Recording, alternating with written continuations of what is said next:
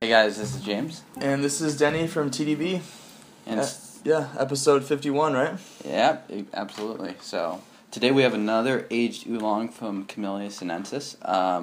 Last time it was their 1989 Hualien, and so today it is 81 Wu He, which is actually no longer in stock there, so sorry. But I thought this tea was really interesting because it's only 8 years older than their Hualien, but it tastes totally different. They're both from the east coast of Taiwan, Okay. And I think it really represents the different storage that you can potentially have of oolong as well as pu'er.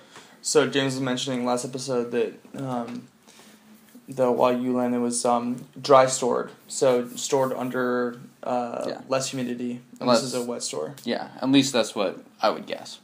Oh, okay. Yeah, I don't actually have any confirmation or anyone telling me so. Oh, okay. But so from the taste, you can kind of tell, and once you start to delve further into aged oolongs, it starts to make more sense. Okay, interesting. And so this is, I guess according to James's expert knowledge, a wet stored tea. So it would have been stored in a more humid climate.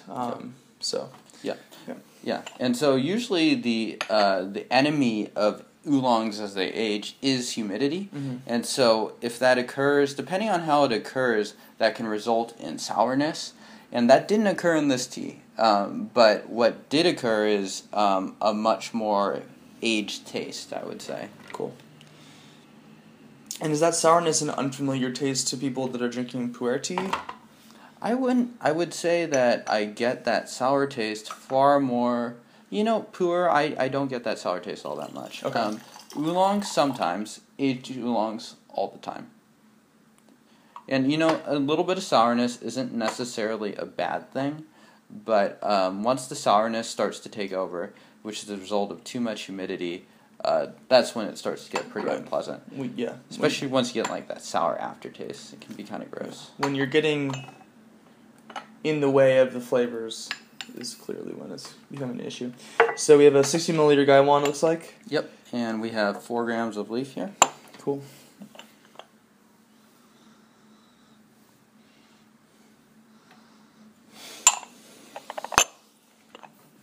Not quite sure what to make of that, actually.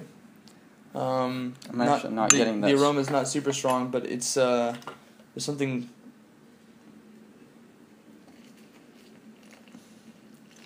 I'm not sure how I would describe it. Yeah, I'm curious. I think this will be a little bit more indicative of the taste here. So this is just a rinse. Yep. Okay, great. Yep.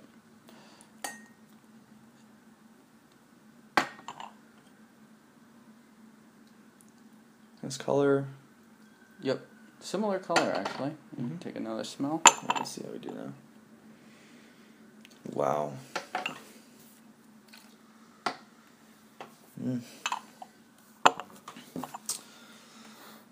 I get kind of a grassy, tobacco-y smell from it. Yeah. Definitely. Smells kind of like a garden. Yeah. Yeah, absolutely. Yeah, that smells kind of like, if you've ever worked in a tomato garden and you've touched the stems of the tomato plants a lot, it smells kind of like that smell. It's got a strange kind of thing to say, a muddy, very earthy, almost musty smell to it. Yeah. And wow, look at how dark that is already.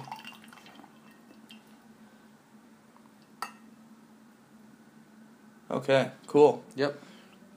So let's have a go at it. I'm excited. It's a beautiful color. Just off the second steeping already. Cheers, sir. Cheers.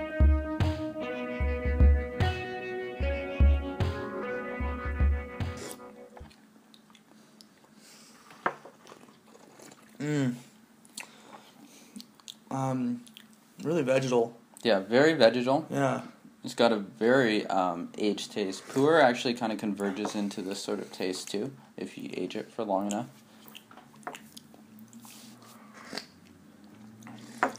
Wonderful sweetness on the front of it, almost like pea sweetness. No, absolutely. I think it's right on. Pea vegetables. And then, yeah, I can definitely get the sense of, like, the pu'er, the hints of pu'er, for sure. A little bit of, like, that woodiness, a little bit of that sort of, like, muddy, earthy, garden taste. We should make that word up. We should find some congregation. And it's actually very interesting to taste this tea after the very sweet 1989 Hualien, because when I've had this before, the sweetness was actually overwhelming in a similar sense. So but comparatively, if we had this after, for instance, our Shuixian, I think the sweetness would be much more realized. But it still is pretty sweet, and I think that pea sweetness is right on, actually. Yeah, and there's this wonderful sense of length at the end of this. So I'm still tasting that that sweetness. It's not even in the form of sort of the vegetable sweetness anymore, but just kind of like a candy sugar sweetness, sugar cane light on the back of my mouth, and really nice. Very, very different. Yep. From taste and flavor profile. Yep. Very different. No touch of roast at all. That you can. Yeah, absolutely. So, and what James means by that is that you're not getting the notes of sort of chocolate, or you're not getting the notes of the caramelized. Caramel, or like nuttiness at all. It tastes very strangely vegetal. Yeah. Almost like a strange green tea. In a sense, and I don't mean it tastes like green tea, but yeah, it's definitely different. Look at the color too. Wow, saturation. And so this is one of the older teas that I've ever had, I must say. Mm-hmm. And do you think that? So I guess it begs the question: does that vegetalness come from the age, or do you think it comes from the original leaves themselves? That's a really good question, and I don't have a very good answer for it. I suspect a lot of it does come from the age. I've had similarly aged, a little bit older Baojang, and it had a very similar taste to it. So I would guess that it kind of comes from that age. Unroasted oolongs, if they're not it's roasted originally, but if it's unroasted throughout the years, I think can kind of evolve into kind of like that vegetal taste. Or depending on where you keep it next to, because tea is great at absorbing aromas and stuff. So much depends on the storage. Like if you stored it next to a bunch of peas and carrots, then maybe that's how that tastes. Who knows? Yeah, interesting. This is wonderful. Yep.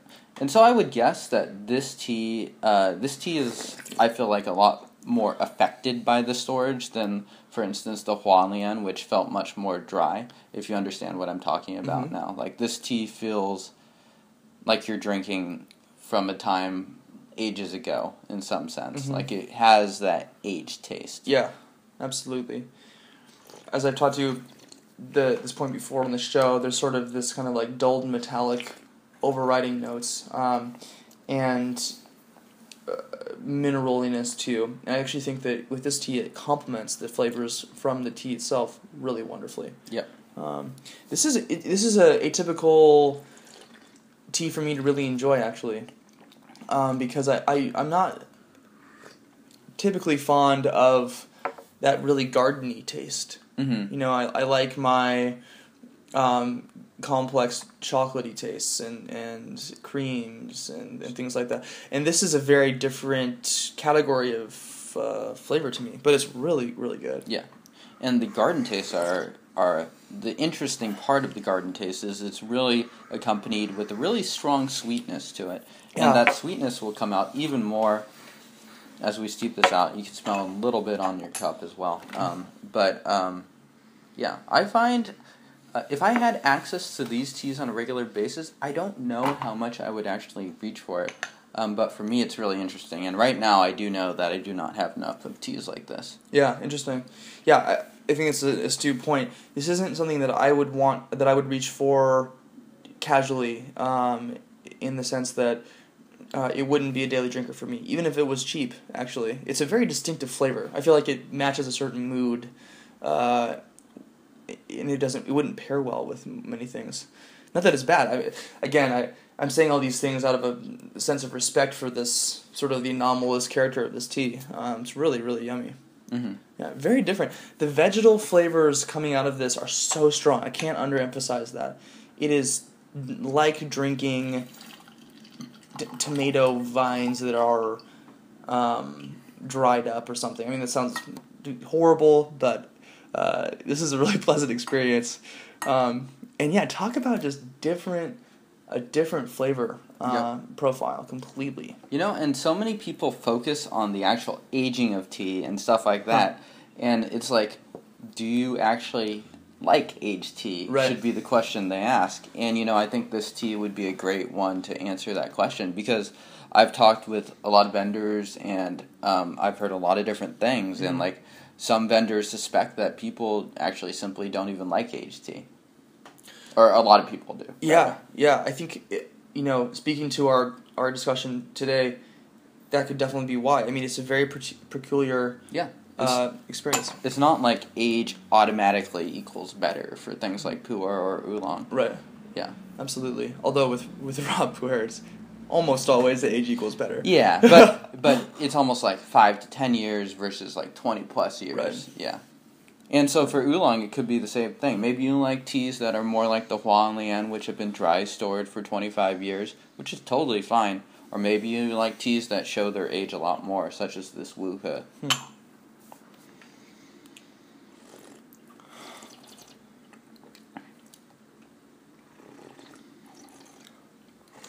And I'll be honest, the taste does not evolve a whole lot as we steep it out. We're still getting kind of that same gardeny. I think the sweetness tends to permeate a little bit more as you steep it out. This tea can also go for a very long time. I've had this at least 2 or 3 times now. So wonderfully balanced. I agree with James. I'm not getting an evolution of the form of the tea in the sense that it's not like the first cup was kind of tasted a little bit thin, and then the second cup was a bit more full, and the third cup was very robust. It sort of maintained its consistency across the board, and its interest in its flavor. As a standalone, I have no idea how you would pair this with food. I wouldn't. I don't think you could. Yeah, I don't think you could. Maybe with hiking, or like maybe that's the pairing. Yeah, like you go up in the mountains and you you bring up your tea stuff and you have I feel like that would fit the earth. Like, yeah, exactly. There's something so uniquely vegetal about this that it's not.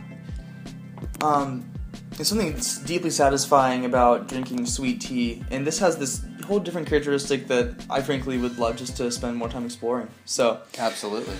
Well, James, if someone wanted to learn more about strange aged oolong teas like this, yeah, they should check out TeaDB.org. We've been releasing a lot of content on aged oolongs and oolongs in general, so please check us out. Also, please check out Camellia Sinensis. They have a lot of great aged oolongs as well. Yeah. Yeah, and thanks for watching, guys. All right, see you guys.